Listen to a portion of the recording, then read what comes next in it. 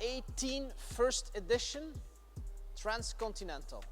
This is as good as it gets when you're looking for a heavy cruising machine.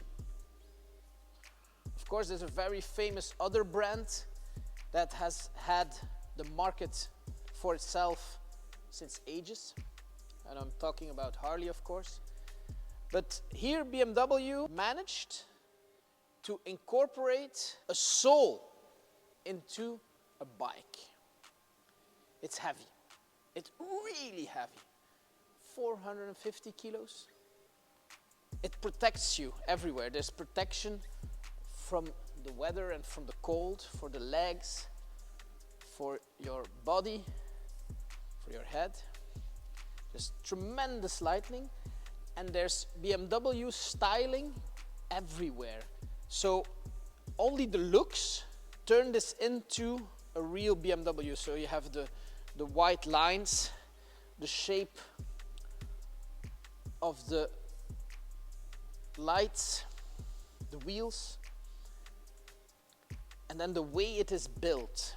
This is not American, this is German.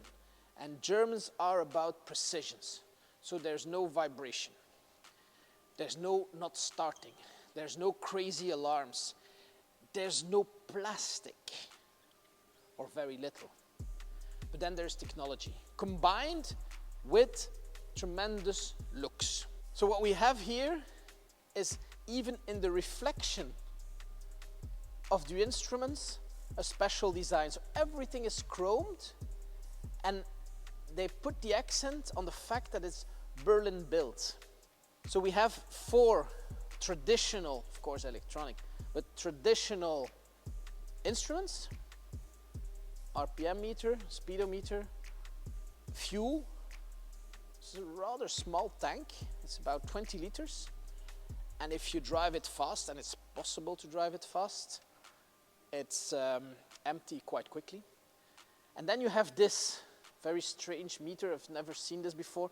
Power reserve. So it indicates what you have left on the scale of 0 to 100% towards power. Because this is not a very heavy machine in horsepower. It's about 90. But it's about torque. It's 1800 cc, so 2 900 cc cylinders working together. Then you have the exhaust. Here we are with the standard exhaust. The whole bike is standard. But apart from the fact that it's standard, it's also filled with options, extra options. Let's take it from the back. So you have the top case. Integrated in the top case are 2 speakers. There are 6 speakers, Marshall speakers, all together, that give an incredible sound. Up till 150, it's possible to listen to the radio with your helmet on. So here you have a luggage rack. Of course, you have a leather seat for the passenger.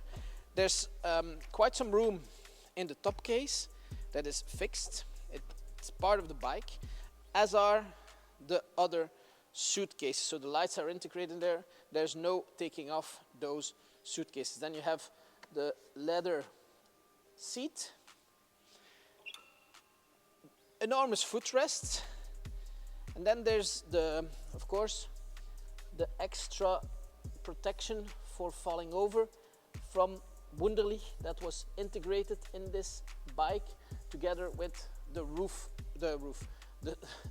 top case rack, which makes it very heavy. So we will change the dampers so that it stays up, but now it's so heavy because it's all metal that it falls down. Also the anti-fall bars in the front. And then standard BMW said we're going to put a ventilated storage space for your cell phone. Okay, good idea. Unfortunately, the cell phone doesn't fit. So what the previous owner did here is that he made a connection and he put a quad lock on the steering so that you can fit and charge your phone easily. I'm very fond of this system, by the way. On top of that, so option-wise, you have a camera system in the front and in the back to record your epic journeys. And then we switch to standard factory options. So you have an intelligent key, which switch off the bike or switch it on. Then you have central locking for the suitcases, of course. You have heated grips, heated seats in the front and in the back. Then you have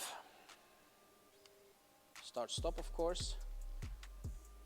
The whole menu of options.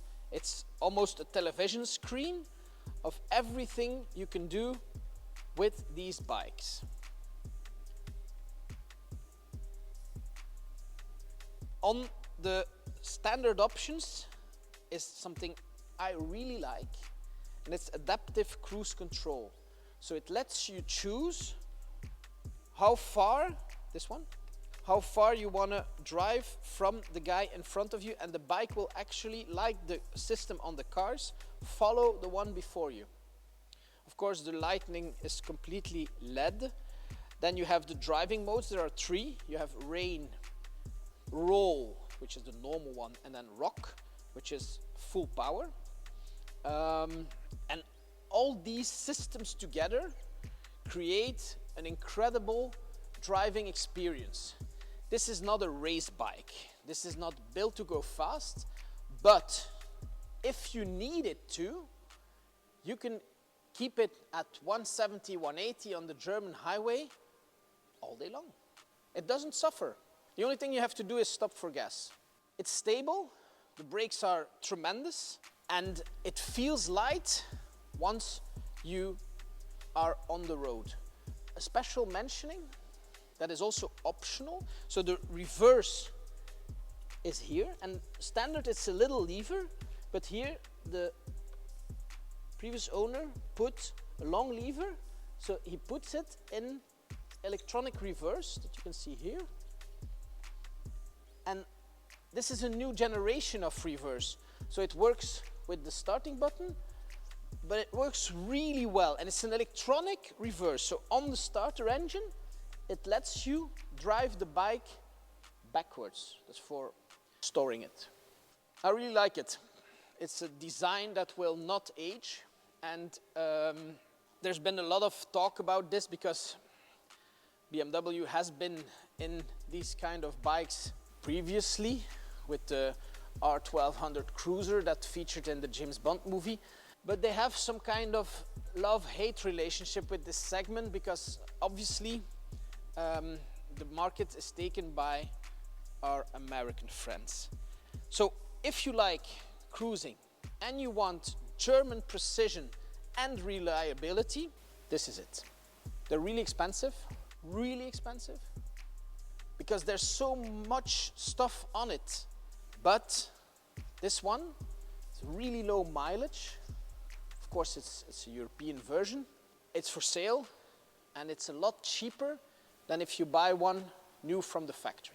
It's available together with the 9T at Oldtimer Farm in Aalter. So you're most welcome to come and see it, and you can accompany me if you want to try it, because whether you drive this alone or you have someone on the passenger seat, there's no difference. Thank you very much for watching.